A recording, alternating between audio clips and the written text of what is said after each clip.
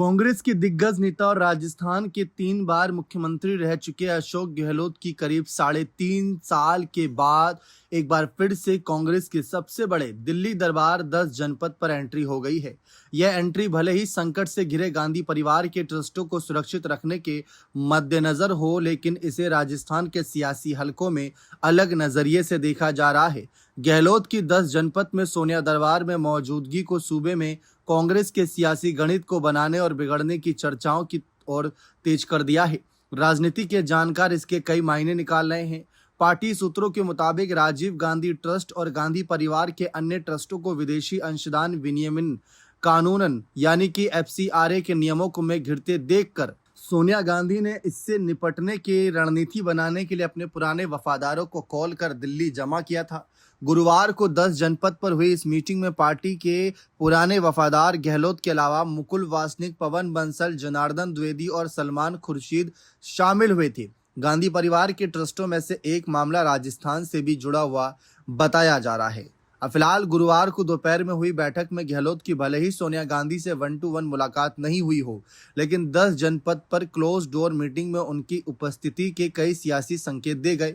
चर्चा देखिए हाल फिलहाल में यह भी थी कि राजस्थान में प्रदेश अध्यक्ष बदला जाना है, प्रभारी बदला जाना है। प्रभारी बदले भी गए 3 राज्यों में, लेकिन उसमें राजस्थान का जिक्र नहीं किया गया है। तो इन सब बातों को ध्यान में रखा जा रहा है कि क्या राज्यवार तरीके से भी कोई बातचीत हुई है, क्या गहलोत ने अपने करीबी को आय करने की बात करी और पायलट को पीछे कर दिया है। अब देखिए अंदर खाने गहलोत और उनके समर्थकों ने इसे सोनिया या पार्टी के खिलाफ, मतलब जो 2022 में होता वो सारे मामले छोड़ दें, बगावत वाला मामला जो उठा था उससे अलग छोड़ दें, तो ये मुलाकात का अलग नजरिए से देखा गया। अब फिलहाल ये कहा जा रहा है कि गहलोत की 10 जनपद पर एंट्री के बाद राजस्थान की सियासत में हलचल शुरू हो गई है। राहुल गांधी जो कि लगातार कुछ बदलाव कर रहे हैं कई राज्यों में, लेकिन फिलहाल ये सचिन पायलट के लिए खतरे की घंटी हो सकती है कि अभी भी गहलोत का जादू बरकरार है और संकट के समय में अपने संकट मोचक अशोक गहलोत को याद किया। क्योंकि अब अशोक गहलोत को याद किया है तो जरूर कोई ना कोई और अन्य मुद्दों पर भी हो सकता है बातचीत हुई हो। सचिन पायलट के समर्थक बड़ी बेसब्री से इंतजार कर रहे हैं कि कब सचिन पायलट को प्रदेश अध्यक्ष बनाया जाए वापसी करके, यहाँ पर उनकी वापसी इस पद पर, लेकिन अभी तक उस बारे में कोई पॉजिटिव खबर अभी तक नहीं आई। फिलहाल ये तो सब तय मानना है कि गहलोत की जादूगरी की बराबरी शायद ही कोई नेता कर पाए। कोशिश चल रही है लगातार सचिन पायलट को आगे करने की।